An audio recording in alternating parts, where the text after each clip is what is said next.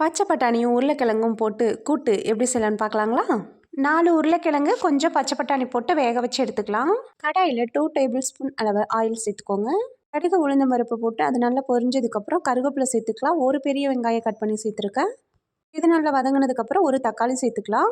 2 spoon அளவு தேங்காய், கொஞ்சம் கசகசா, 2 கிராம்பு, பட்டை, சோம்பு எடுத்து ஒரு பேஸ்ட் மாதிரி அரைச்சி வச்சுக்கலாம்.